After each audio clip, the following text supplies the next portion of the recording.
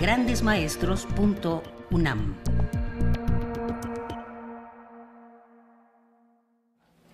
A mí se me hace una excelente idea. Yo agradezco que me hayan invitado, me siento muy orgullosa realmente, porque yo tengo muchísimos años trabajando en este tema de evolución y eso es lo que ustedes buscan, gente que tenga una experticia importante en algún tema y que eso pueda ser escuchado por un público más amplio, porque yo normalmente he dado clases en licenciatura y en posgrado en biología, cuando mucho en filosofía de la ciencia, donde he tenido un público un poco más amplio, donde se incluyen, por ejemplo, filósofos. Pero en general, quienes me han escuchado a mí son biólogos o maestros de biología. De manera que el poder hablar a un grupo de personas interesadas en entender qué es hoy el evolucionismo, cómo se explica hoy el evolucionismo, y particularmente empezando con la visión de Darwin, me parece que es importante. En el caso del curso que yo voy a dar sobre darwinismo, yo voy a ver cuál ha sido el impacto del darwinismo en muchos ámbitos. Voy a ver, entre otros, por supuesto, en la biología, pero también en la ciencia en general y también en la literatura, también en la filosofía. Por ejemplo, un gran filósofo que se interesó en el darwinismo y que lo cuestionó fue Nietzsche. Y Nietzsche, a final de cuentas, cree que hay evolución, sostiene que, a partir de estas ideas, sostiene que todo cambia, que evoluciona todo, no solo los seres vivos. El ser humano, que es su problema principal, cambia, evoluciona, y sí piensa que originado a partir, no lo dice expresamente así, pero sí habla a partir de los animales. Él sí reconoce que los seres humanos somos un animal más, somos el quinto simio.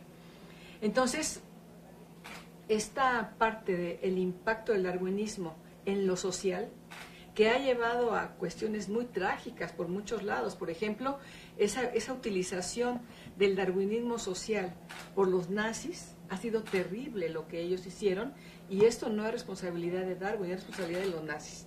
Pero es cierto que utilizaron su pensamiento en una forma totalmente equívoca, como usaron el de Nietzsche, para justificar sus atrocidades.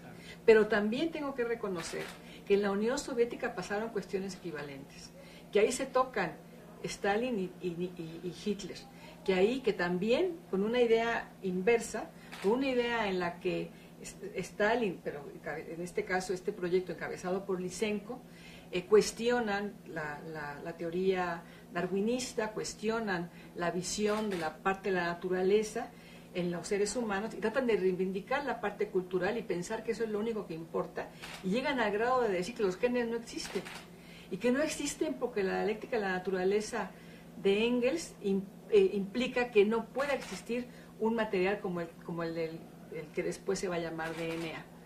De manera que de estas grandes historias, por ejemplo, del comunismo, con esos grandes errores que se cometieron en ese momento del estalinismo, tiene que ver con el tema también del darwinismo. Ahí se negó y se reivindicó el lamarquismo, por ejemplo. Todo esto yo lo voy a ver en mi curso. Y, por supuesto, el surgimiento de la teoría moderna de la evolución, la teoría sintética, en el tiempo en el que Stalin estaba tratando, a través de Lysenko, o Lysenko apoyado por Stalin, están planteando una reivindicación del lamarquismo, una negación de la genética, una negación del darwinismo, etcétera. Entonces, es muy importante ver cómo ha impactado también a la política, y no solo a nivel del mundo. Bueno, decía, esa teoría sintética que surge en Estados Unidos con aportes de científicos de todo el mundo, la teoría muy importante que ha tenido modificaciones, surge también como algo en lo que están pendientes en Estados Unidos de lo que está haciendo Stalin. Y entonces muchas ideas que se consideraron en ese momento como pertinentes se defendieron y se negaron otras porque sonaban un poco a comunismo, a lamarquismo. Es muy interesante el darwinismo porque ha tenido un papel muy importante en la construcción incluso de naciones, y en ese sentido hablo de México.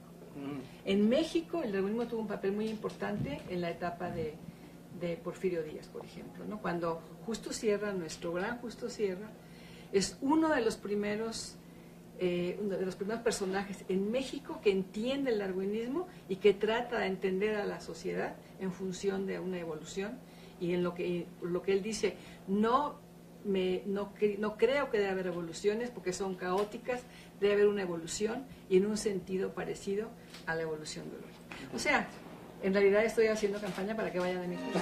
grandesmaestros.unam